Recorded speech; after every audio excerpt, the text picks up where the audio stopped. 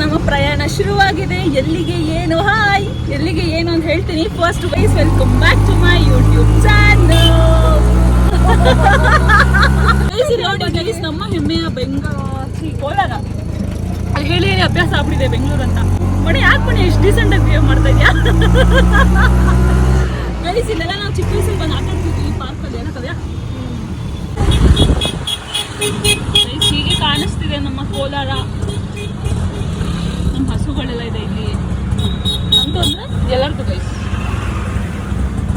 ಆಚೆ ಕಡೆಯಿಂದ ಇದು ಕೋಲಾರಮ್ಮನ ದೇವಸ್ಥಾನ ಹಿಂಗೆ ಕಾಣಿಸ್ತಿದೆ.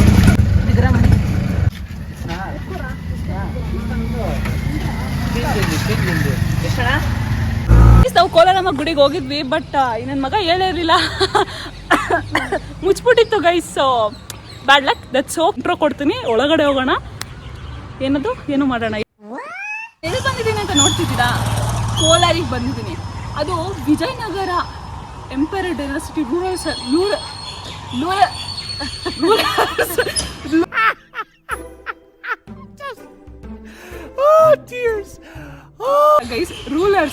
ಸಾರಿ ಯಾಕಂತ ಮಾಡಿಲ್ಲ.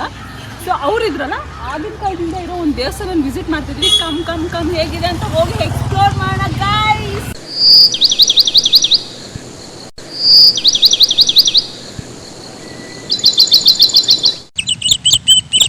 ಹಾಯ್ ಬೇಬಿ, ನನ್ನ ನಾಯಿ ಮರಿ ನಮ್ಮನ್ನ ವೆಲ್ಕಮ್ ಮಾಡ್ತಿದ್ದೆ. ಆ ಗೋಪುರ ಮೇಲೆ ಇದ್ದಿದ್ದು ಫೈನ್ ವರ್ಕ್ ನೋಡಿ ಗೈಸ್, ಎಷ್ಟು ಕ್ರೇಜಿ ಆಗಿದೆ. ಮರ, ಸೌಂಡ್, ಪಕ್ಷಿಗಳದ್ದು ಯಪ್ಪ ಕ್ರೇಜಿ ಇತ್ತು. ಹಿಸ್ಟ್ರಿ ಓದ್ತಿದ್ವಿ ಆರಾಮಾಗಿ ಅಲ್ಲೇ ನಿಂತ್ಕೊಂಡು.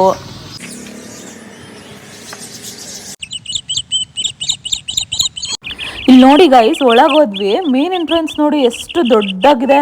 ಅದೆಷ್ಟು ದೊಡ್ಡದಿತ್ತಂದ್ರೆ ಮೇಲ್ಗಡೆ ಆ ಪಕ್ಷಿ ಗೂಡೆಲ್ಲ ಕಟ್ಕೊ ಕುತ್ಕೊಬಿಟ್ಟಿದ್ವು. ಮೇನ್ ದ್ವಾರ ಗೈಸ್. ಆ್ಯಕ್ಚುಲಿ ಈ ದೇವಸ್ಥಾನ ಕಟ್ಟಿರೋದು 11th ಸೆಂಚುರಿಯಿಂದ ಸ್ಟಾರ್ಟ್ ಆಗಿದ್ದು. ಚೋಲಾಸ್ ಅವರು ಸ್ಟಾರ್ಟ್ ಮಾಡಿದ್ದು. ಆಮೇಲೆ ನಮ್ಮ ವಿಜಯನಗರ ರೂಲರ್ಸ್ ತಗೊಂಡು ಇದನ್ನ ಕಂಟಿನ್ಯೂ ಮಾಡೋದು 14th ಸೆಂಚುರಿಯಿಂದ. ಸೊ ಇದು ಕಂಪ್ಲೀಟ್ ವಿಜಯನಗರ ಸ್ಟೈಲಲ್ಲೇ ಇದೆ ಗೈಸ್. ಆ್ಯಂಡ್ ಇಲ್ಲಿ ನೋಡಿ, ಇದಿಷ್ಟು ಇದೆಯಲ್ಲ, ಇದಿಷ್ಟು ಸ್ಟೋನಿಂದ ಕಟ್ಟಿರೋದು. ಮತ್ತು ಅದ್ರ ಮೇಲೆ ಇದೆಯಲ್ಲ, ಅದು ಬ್ರಿಕ್ ಆ್ಯಂಡ್ ಸ್ಟುಕ್ಕೋ ಅಂತಾರೆ. ಸ್ಟುಕ್ಕೋ ಅಂದರೆ ಸಿಮೆಂಟು, ಸುಣ್ಣ, ನೀರು, ಮತ್ತು ಇನ್ನೊಂದೇನೋ ಐಟಮು ಸ್ಯಾಂಡ್ ಅನಿಸುತ್ತೆ. ಸೊ ಅದನ್ನೆಲ್ಲ ಪಿಕ್ಚರ್ಸ್ ಹಾಕಿ ತೋರಿಸ್ತೀನಿ. ಅದರಿಂದ ಟೆಕ್ಸ್ಚರ್ ಬರಲಿ ಅಂತ ಅದನ್ನ ಮಾಡಿರ್ತಾರೆ. ಎಷ್ಟು ಅದ್ಭುತವಾಗಿ ತೆಗೆದಿದ್ದಾರೆ ನೋಡಿ ಗೈಸ್. ತೋರಿಸಿ ಮಾಡಿ. ಮೆಂಟು, ಸ್ಯಾಂಡು, ಲೈಮು ಮತ್ತು ವಾಟರ್. ಲೈಮ್ ಅಂದರೆ ಸುಣ್ಣ. ಓಕೆನಾ? ಒಳಗೆ ಎಂಟರ್ ಆಗಿದ ತಕ್ಷಣ ಧ್ವಜಸ್ತಂಭಗಳು ಕಾಣಿಸ್ತವೆ, ಮತ್ತು ಬಲಿಪೀಠಗಳು ಕೂಡ ಕಾಣಿಸ್ತವೆ. ಮೊದಲೇ ಏನಕ್ಕೆ ಧ್ವಜಸ್ತಂಭ ಇಡ್ತಿದ್ರು ಅಂದರೆ, ಇದ್ರ ಮೇಲೆ ದೀಪ ಇಟ್ಬಿಟ್ಟು ಇಲ್ಲೊಂದು ಊರಿದೆ ಅಂತ ಕತ್ಲೂ ಗೊತ್ತಾಗಬೇಕು, ಆ ಥರ ಇದಕ್ಕೆ ಇಡ್ತಿದ್ರಂತ. ಆ ಮೇನ್ ಎಂಟ್ರೆನ್ಸ್ ನೋಡಿ ಗೈಸ್, ಏನು ಚೆನ್ನಾಗಿ ಕೇಳ್ತಿದ್ದಾರೆ. ಅದಕ್ಕೆ ಬೇಕಾದ ಇನ್ಫಾರ್ಮೇಶನ್ ಎಲ್ಲ ಇತ್ತು. ಒಳಗೆ ಬರ್ತಿದ್ದಂಗೆ ಇದೊಂದು ಓಪನ್ ಮಂಟಪ ಕಾಣಿಸಿದೆ ಗೈಸ್. ಓಪನ್ ಮಂಟಪ ಅಂತ ಸ್ಯಾಂಕ್ಟಮ್ಗೆ ಲೀಡ್ ಮಾಡುತ್ತೆ. ನಿಮ್ಗೊಂದು ಕ್ವಶನ್, ಸ್ಯಾಂಕ್ಟಮ್ ಅಂದರೆ ಏನು ಅಂತ ನೀವು ಹೇಳಬೇಕು. ಓಕೆನಾ? ಕಮೆಂಟ್ ಮಾಡಿ, ಇಲ್ಲ DM ಮಾಡಿ, ಗೂಗಲ್ ಮಾಡಬೇಡಿ ಅಷ್ಟೇ. ಇದರಲ್ಲೂ ಈ ಮೇನ್ 4 ಪಿಲ್ಲರ್ಸ್ ಇದೆ. ಇದರಲ್ಲಿ ಏನಿದೆ ಅಂದರೆ, ಇದ್ರ ಮೇಲೆ ರೈಡ್ ಮಾಡ್ತಾರಲ್ಲ ಗೈಸ್, ಇದು ಯಾಲಿಸ್ ಅಂತಾರೆ. ಸೊ ರೈಡರ್ ಸಿಟ್ಟಿಂಗ್ ಅಂದರೆ ಯಾಲಿಸ್, ಆ ಥರ ಇದು ಆರ್ಕಿಟೆಕ್ಚರ್ ಕ್ರಿಯೇಟ್ ಮಾಡಿದ್ದಾರೆ. ಮತ್ತು ನಮ್ಮ ಏನು ಗೊತ್ತಾ ಗೈಸ್, ಇದನ್ನೆಲ್ಲ ಲೈಕ್ ಥಾಯಿ, ಯುರೋಪು, ಮತ್ತು ಇನ್ನೊಂದು ಯಾವುದದು ಚೈನಾ, ಆ ಶೈಲಿಯಲ್ಲಿ ಆ ಸಾಮ್ಯತೆ ಹೊಂದಿದೆ ಇದು. ಏನಕ್ಕೆ ಅಂದರೆ, ಆ ಕಾಲದಲ್ಲಿ ವಿಜಯನಗರ ಅನ್ನೋ ಎಂಪೈರ್ ಇದು ನಡೆಯುವಾಗಲೇ ಎಷ್ಟು ವ್ಯಾಪಾರಗಳೆಲ್ಲ ನಡೀತಿತ್ತಲ್ಲ ಗೈಸ್. ಸೊ ಅದ್ರ ಶೈಲಿ ಎಲ್ಲ ಆಗಿಂದನೂ ಇದೆ. ಎಷ್ಟು ಬ್ಯೂಟಿಫುಲ್ ಆಗಿದೆ. ಈ ಓಪನ್ ಮಂಟಪದ್ದು ಇದೆ ಮೇನ್ 4 ಪಿಲ್ಲರ್ಸು. ಅದಾದ್ಮೇಲೆ ಈ ಓಪನ್ ಮಂಟಪ ಬಂದ್ಬಿಟ್ಟು ರೈಸ್ಡ್ ಫ್ಲೋರ್ಸ್ ಇರುತ್ತೆ. ಆ ಕಡೆ ಈ ಕಡೆ ರೈಸ್ಡ್ ಫ್ಲೋರ್ಸು, ಮಧ್ಯದಲ್ಲಿ ಸ್ಯಾಂಕ್ಟಮ್ಗೆ ಲೀಡ್ ಮಾಡೋದು. ಇಷ್ಟೊಂದು ಕಂಬಗಳು ಇರುತ್ತೆ ಗೈಸ್. ಅಲ್ಲಿ ನೋಡಿ, ನೀವು ಚಿಕ್ಕ ಚಿಕ್ಕ ಆನೆಗಳನ್ನೆಲ್ಲ ಕೆತ್ತನೆ ಮಾಡಿರೋದನ್ನ ನೋಡ್ಬೋದು. ವ್ಯೂ ನೋಡ್ರಿ ಅಪ್ಪ ಹೆಂಗಿದೆ. ಇನ್ನು ಇದಲ್ಲ, ಇಲ್ಲಿ ನೋಡಿ, ಏನು ಇಂಚಾಗೋ ನೋಡ್ರಿ ಹೆಂಗ್ ಕೆತ್ತಿದ್ದಾರೆ. ಇಲ್ಲಿ ಆನೆ, ಎಷ್ಟೊಂದು ದೇವರುಗಳು, ಅದನ್ನೆಲ್ಲ ಕೆತ್ತಿದ್ದಾರೆ.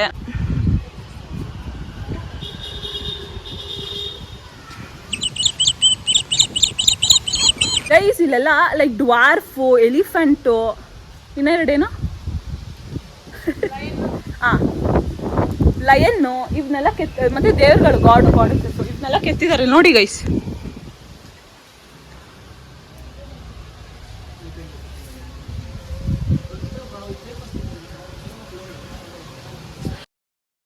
ಗೈಸ್ ಏನು ಗೊತ್ತಾ, ದ್ರವಿಡಿಯನ್ ಸ್ಟೈಲಲ್ಲಿ ಇದನ್ನ ಕಟ್ಟಿದ್ದಾರೆ ಗೈಸ್. ಏನಂತಂದ್ರೆ ಅಲ್ಲಿ ನೋಡಿ, ಈ ಗೋಪುರನ, ಆ ಗೋಪುರನ ಎಲ್ಲ ದ್ರವಿಡಿಯನ್ ಸ್ಟೈಲಲ್ಲಿ ಕಟ್ಟಿದ್ದಾರೆ. ಹಿಂಗೆ ಕಾಣಿಸುತ್ತೆ ಅದು ಸುಣ್ಣದಲ್ಲಿ ಕಟ್ಟಿರ್ತಾರೆ ಗೈಸ್. ಸೊ ದಟ್ ಆ ಟೆಕ್ಸ್ಚರ್ ಹೆಂಗೆ ಬೇಕಾದ್ರೆ ಮಾಡ್ಬೋದು, ತುಂಬ ತೆಳ್ಳಗು ಗಟ್ಟಿಗೆಲ್ಲ ಮಾಡ್ಬೋದು. ನೋಡಿ ಗೈಸ್, ಹೀಗೆ ಕಾಣಿಸುತ್ತೆ ಒಂದು ಸೈಡ್ ಲುಕ್ಕಿಂದ. ಕರೆಕ್ಟಾಗಿ ಪೂಜಾರಿ ಬಂದ್ರು. ಇದು 70ರ ದಶಕ 80ರ ದಶಕದಲ್ಲಿ ಜಾತ್ರೆ ನಡೆಯುವಾಗ ಅವರು ಈ ಡೋರ್ ಕೂಡ ಓಪನ್ ಮಾಡ್ತಿದ್ರು. ಯಾಕಂತಂದ್ರೆ ಜನ ತುಂಬಾ ಇದ್ರಲ್ವಾ, ಸೊ ಮುಖ್ಯ ದ್ವಾರದಿಂದ ಜನ ಬರ್ತಿದ್ರು, ಹಾಗೆ ಈ ದ್ವಾರದಿಂದ ಕೂಡ ಜನ ಬರ್ತಿದ್ರು ಬೆಳಕು ಬರಕ್ಕೆ ಒಳಗಡೆ. ಯಾಕಂದ್ರೆ ಗರ್ಭಗುಡಿ ಒಳಗಡೆ ಇದಿಲ್ಲ, ಲೈಟ್ ಇಲ್ಲ. ಹೇಳು ಇದೊಂದು ಚಿಕ್ಕ ಕಿಟಕಿ. ಗರ್ಭಗುಡಿಲಿ ಯೂಶಲ್ ಆಗಿ ಹಳೆ ಪ್ರಾಚೀನ ದೇವಸ್ಥಾನದಲ್ಲಿ ಲೈಟ್ಸ್ ಇಡೋದಿಲ್ಲ, ಸೊ ಅದಕ್ಕೋಸ್ಕರ ಸೂರ್ಯನ ಬೆಳಕು ಬರ್ಲಿ ಅಂದ್ಬಿಟ್ಟು ಚಿಕ್ಕದಾಗಿ ಕಿಟಕಿ ಓಪನ್ ಮಾಡಿದ್ದಾರೆ. ಗೈಸ್, ಇಲ್ಲಿ ಆಕ್ಚುಲಿ ಜಾತ್ರೆ ನಡೆದಾಗೆಲ್ಲ ಏನಾಗುತ್ತೆ ಅಂತ ನಮ್ ಕಾವ್ಯ ಹೇಳ್ತಾಳೆ, ನೀವು ಕೇಳಿಸ್ಕೊಳ್ಳಿ. ಈಗ ಹೇಳಿ ಕಾವ್ಯ. ಇಲ್ಲಿ ವರ್ಷಕ್ಕೆ ಒಂದ್ಸತಿ ಜಾತ್ರೆ ಮಾಡ್ತಾರೆ, ಕೋಲಾರಮ್ಮ ದೀಪಗಳು ಮಾಡ್ತಾರೆ. ಅವಾಗ ಕ್ಲೋಸ್ ಆಗಿತ್ತಲ್ಲ ಆ ಟೆಂಪಲ್ ಅಲ್ಲಿ, ಸೊ ಇಲ್ಲಿ ಕೂಡ ಸೆಲೆಬ್ರೇಟ್ ಮಾಡ್ತಾರೆ ಆ ಜಾತ್ರೆನ. ತುಂಬಾ ಅದ್ದೂರಿಯಾಗಿ ಮಾಡ್ತಾರೆ. 14th century ಗೈಸ್, ಇದು ಕಲ್ಯಾಣ ಮಂಟಪ, ಅಂದ್ರೆ ಮದ್ವೆ ಆಗ್ತಾರಲ್ಲ ಆ ಮಂಟಪ. ಆ ಥರ ಫೆಸಿಲಿಟಿ ಇದೆಯೋ ಬಿಡ್ತಾರೋ ಇಲ್ವೋ ನನಗೆ ಗೊತ್ತಿಲ್ಲ. ಬನ್ನಿ ನೋಡೋಣ ಗೈಸ್. ಎಷ್ಟು ಚೆನ್ನಾಗಿದೆ ಗೊತ್ತಾ, ನನ್ನ ಫೇವ್ರೆಟ್.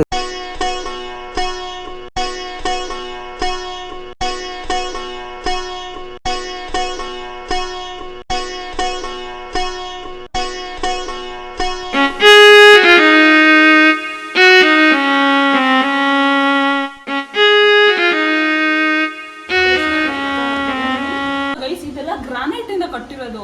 ಇಲ್ಲಿ ಇನ್ನೊಂದು ಮಂಟಪ ಅಲ್ವಾ ಇದು, ಕಲ್ಯಾಣ ಮಂಟಪ. ಇದೆಲ್ಲ ಎಷ್ಟು ಚೆನ್ನಾಗಿ ಕ್ರಿಯೇಟ್ ಮಾಡಿದ್ದಾರೆ ಅಂದ್ರೆ, ಆಮೇಲೆ ಒಂದು ಬಿಡ್ಸಾಕೋತೀನಿ ರೂಫ್ ಎಲ್ಲ ಹೇಗೆ ಮಾಡಿದ್ರೆ ಅಂತೆಲ್ಲ ನೋಡಿ. ಎಷ್ಟು ಬ್ಯೂಟಿಫುಲ್ ಆಗಿ ಗ್ರಾನೈಟ್ ಆಗಿ, ಆ ಕಾಲದಲ್ಲಿ ಗ್ರಾನೈಟ್ ಇತ್ತ ಅಂತ ಅನ್ನಿಸ್ಬಿಡ್ತು ನನಗೆ. ಅಷ್ಟು ತೆಗ್ದಿದ್ದಾರೆ ಗೈಸ್. ಗೋಪುರ ಇದೆ, ಹಾಗೆ ಮೋಸ್ಟ್ಲಿ ಇಟ್ ರೆಪ್ರೆಸೆಂಟ್ಸ್ ಗೋಪುರ ರೆಪ್ರೆಸೆಂಟ್ ಮಾಡ್ಬೋದು ಅನ್ಸುತ್ತೆ, ದೇವಾಲಯ ತರ. ಹಾಗೆ ಇಲ್ಲಿ ಗಿಣಿ ಕೆತ್ತನೆ ಮಾಡಿದ್ದಾರೆ, ಮೇಲೆ ಕೂಡ ಒಂದು ಗಿಣಿ ಇದೆ. ನರ್ತಕಿಯ ತರ ಎಲ್ಲ ಇದೆ. ಇಲ್ಲೂ ಏನೇನೋ ಇದೆ ಗೈಸ್. ಕೃಷ್ಣನ್ ವಿಗ್ರಹ ಇದೆ ಇಲ್ಲಿ. ಹಾ ಗೈಸ್, ಕೃಷ್ಣನ್ ವಿಗ್ರಹ ನೋಡಿ. ಗೋಪಾಲ ಗೋಪಿ ಕೃಷ್ಣ ಆ ಥರ ಗೈಸ್. ನೋಡಿ ನಮ್ಮ ಕೃಷ್ಣ, ಎಲ್ಲೋದ್ರೂ ಕೃಷ್ಣವೇ, ಕೃಷ್ಣ ಕೃಷ್ಣ ಕೃಷ್ಣ ಕೃಷ್ಣ.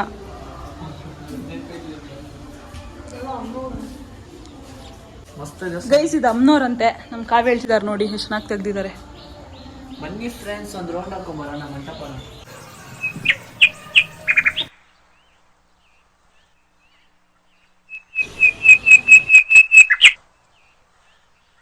ನೋಡಿ ಇಲ್ಲೂ ಎಷ್ಟೊಂದು ಇದೆಲ್ಲ ಇದೆ.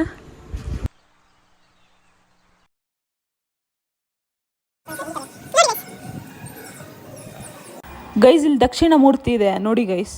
ನೋಡಿ ಹೀಗೆ ಕಾಣಿಸ್ತದೆ. ಪಾರ್ವತಿ ತಾಯಿ ದೇವಸ್ಥಾನ ಕೂಡ ಇದೆ ಗೈಸ್. ನಂದಿ ಇದೆ ಇಲ್ಲಿ ಕೂಡ.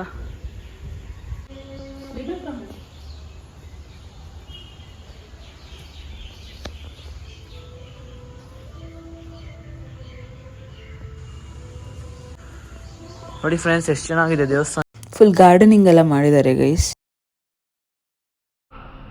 ಗೈಸ್, ಇದು ವಸಂತ ಮಂಟಪ, ಮತ್ತಲ್ಲಿ ಯಾಗಶಾಲೆ ಇದೆ. ಇದು ಯಾಗಶಾಲೆ. ಇದರಲ್ಲಿ ಮೊದಲು ಯಾಗಕ್ಕೆ ಬೇಕಾಗಿರೋ ಸಾಮಾನೆಲ್ಲ ಸ್ಟೋರ್ ಮಾಡ್ಕೊಂಡು ಇಟ್ಕೊಳ್ಳೋಕ್ಕೆ ಸ್ಪೇಸ್ ಮಾಡ್ಕೊಂಡಿದ್ದಾರೆ. ಮತ್ತು ಮುಂದೆ ಒಂದು ತೊಟ್ಟಿ ಇದೆ, ಅದರಲ್ಲಿ ನೀರು ತುಂಬಿಸ್ಕೊಳ್ಳೋಕೆ ಕೂಡ ಜಾಗ ಇದೆ.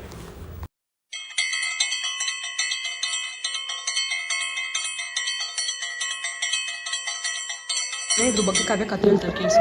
ಹೇಳಿ. ಆ್ಯಕ್ಚುಲಿ ಇವರಿಬ್ಬರು ರಾಕ್ಷಸರಾಗಿದ್ರಂತೆ. ಸೊ ಇವ್ರ ಪಾಪನ ತೊಳೆಯೋದಕ್ಕೋಸ್ಕರ ಇಲ್ಲಿ ಬರೋ ಭಕ್ತರೆಲ್ಲ ಇವ್ರನ್ನ ತುಳಿದು ಇವ್ರ ಪಾಪ ಹೋಗುತ್ತೆ ಅನ್ನೋ ಥರ. So story.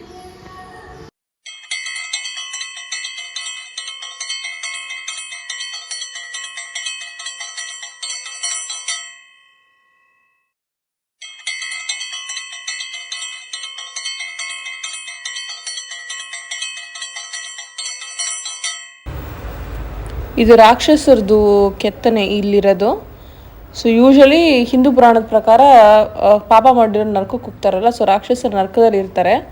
ಅವ್ರ ಪಾಪ ಒಂಚೂರು ಕಮ್ಮಿ ಮಾಡೋಕ್ಕೆ ಇಲ್ಲಿ ಬರೋ ಭಕ್ತಾದಿಗಳು ಅದನ್ನ ತುಳಿದ್ರೆ ಅವ್ರ ಪಾಪ ಕಮ್ಮಿ ಆಗುತ್ತೆ ಅಂದ್ಬಿಟ್ಟು ಲೋಕಲಲ್ಲಿ ಒಂದು ಸ್ಟೋರಿ ಇದೆ, ಇಲ್ಲೊಂದಿದೆ ಮತ್ತು ಈ ಪ್ಲೇಸಲ್ಲಿ ಕೂಡ ಒಂದಿದೆ. ಸೋಮೇಶ್ವರ ಸ್ವಾಮಿ ನಿಮ್ಗೆ ಒಳ್ಳೇದು ಮಾಡಲಿ. ಆರ್ಕಿಯಾಲಜಿಕಲ್ ಮಾನ್ಯುಮೆಂಟ್ ಅಂತ ಹೇಳ್ತಾರೆ, ಅದಕ್ಕೆ ಸಂಬಂಧಪಟ್ಟಿದ್ದು ಗೈಸ್ ವರ್ಷಕ್ಕೊಮ್ಮೆ ರಥಗೀತ ಏನೋ ಮಾಡ್ತಾರೆ ಅನ್ಸುತ್ತೆ. ಮತ್ತು ಇಲ್ಲಿ ಬೆಂಗಳೂರಿಂದ ಏನಾದ್ರು ಬರೋರಿದ್ರೆ ಜಸ್ಟ್ 2 hours ಅಷ್ಟೇ ಗೈಸ್, 69 kilometers ಆಗುತ್ತೆ. 2 hours ಅಲ್ಲಿ ಆರಾಮಾಗಿ ಬಂದು ನೋಡ್ಕೊಂಡು ಹೋಗ್ಬೋದು. ಪ್ಲ್ಯಾಂಟ್ ಬಿಟ್ಕೊಂಡು tea guys, tea party guys. ಆಮೇಲೆ ಇನ್ನೂ ಎಷ್ಟೊಂದು ಪಾರ್ಟಿಗಳಿದೆ. ದೊಡ್ಡವರು ಗೈಸ್, ದೊಡ್ಡವರು.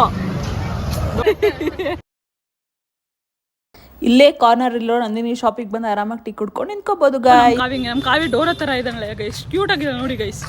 ಓಕೆ ಅಣ್ಣ ಈ ಕಡೆ ತಿರುಗಿಸು, ಜಾಸ್ತಿ ಪೋಸ್ಕೋಬೇಡ ಮಕ್ಕನ. ಏನು ಗೊತ್ತಾ ಗೈಸ್, ಖಡಕ್ ಚಾಯ್ ಜಸ್ಟ್ ಎಷ್ಟು ರೂಪಾಯಿ ಕವ್ಯಾ? 6 rupeesಲ್ಲಿ ನಿಮ್ಗೆ ಒಳ್ಳೆ ಚಾಯ್ ಸಿಗುತ್ತೆ. ಆ ದೇವಸ್ಥಾನಕ್ಕೆ ಅಕಸ್ಮಾತ್ ವಿಸಿಟ್ ಮಾಡಿದ್ರೆ ಸ್ವಲ್ಪ ಮುಂದೆ ಒಂದು 100 ಮೀಟ್ರಲ್ಲಿ ನಂದಿನಿ ಪಾರ್ಲರ್ ಹೋಗಿ ಸಿಗುತ್ತೆ, ಅಲ್ಲಿ ನೀವು ಚಾಯ್ ಕುಡಿಬೋದು. ಬಂದ್ಬಿಡ್ತಾ